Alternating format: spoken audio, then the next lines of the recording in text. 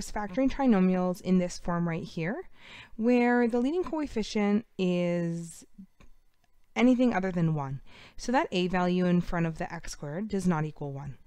So first we're going to common factor if we can, and then we're either going to trinomial factor if we have 3 terms, or factor by difference of squares if we have 2 terms. Okay?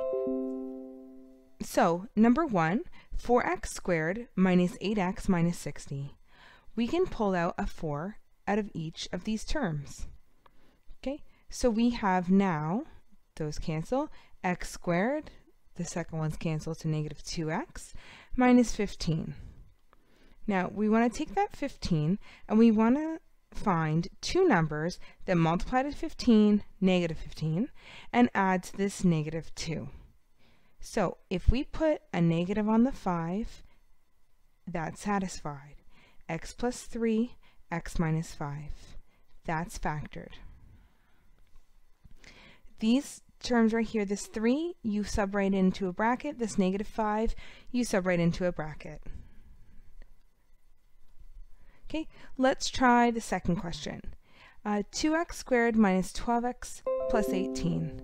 We can go ahead and divide each of these terms by 2. Okay, we're left with x squared minus 6x plus 9. So what 2 numbers multiply to 9 and add to negative 6? 1 and 9 don't, but 3 and 3 add to 6, so we can put a negative on both of these. Now, x minus 3, x minus 3. This negative 3 goes straight into one bracket, and this negative 3 goes straight into another bracket. Okay. So, if we want to rewrite this, we can rewrite it as 2x minus 3 squared. The third example right here, the third equation we have, so example 2, it states that these are binomials. So we know that our second one, it might be difference of squares, our second form of factoring. So let's try to common factor this first, and we can factor a 4 out of each of these terms, leaving us with x squared minus 100. Now, how do we factor x squared minus 100? If we have 2 terms, and we can root both of them, what happens is, so when we root x squared, we get x, and that's going to be the first term in both brackets. When we root 100, we get positive 10, negative 10. And that's it.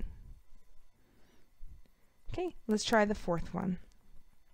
We can factor both of these terms by 2. So that's going to be our common factor, and we're left with x squared minus 25.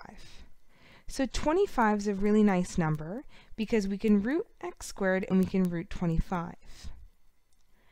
Okay, when we root x squared, we can put that first, the root of the first term as the first term in the brackets.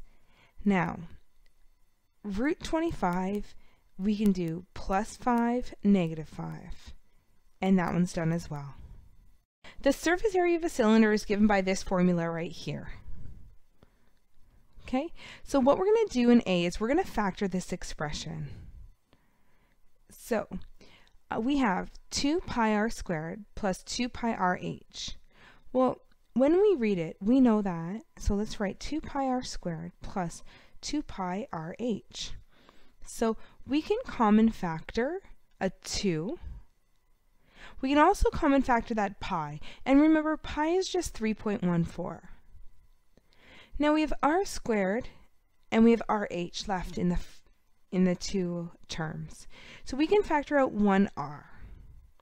So 2 and 2, pi and pi, this squared and this r, 2 pi r. We're left with an r in the first term. And the 2's, the pi's, the r's cancel out. We're left with an h in the second term. Okay, so B says we have a radius of 3 and a height of 10. We're going to use each of these equations to solve for the surface area.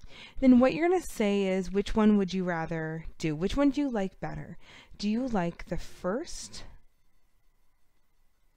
way where we just plug it right in, all the numbers right in, or do you like to factor first and then after you factor, then plug in, because as soon as we factor, our numbers or our expression gets smaller and smaller. So you might like that a little bit better. All right, 2 times 3.14 times 3 times 10. All I'm doing here is subbing in all the values. Okay, 188.4. I get 244.92 units squared. If it doesn't tell you the unit, either centimeter or meter or millimeter or kilometer, then just put unit squared and that's fine. Okay? Or, so that's a long way where we take the original equation and we sub in the numbers. Or we can take the factored equation, 2 pi r, and then in brackets 3 plus 10. So this is just going to be 13. Okay, so we have 2 times 3.14 times 3 times 13. And we get the same answer. We get 244.92 units squared. Okay, so either way you're going to get the same answer. It's going to be the same. But do you want to factor first and risk making a mistake factoring, or do you want to sub it right in, but then it's a little longer and more than one step? Your choice.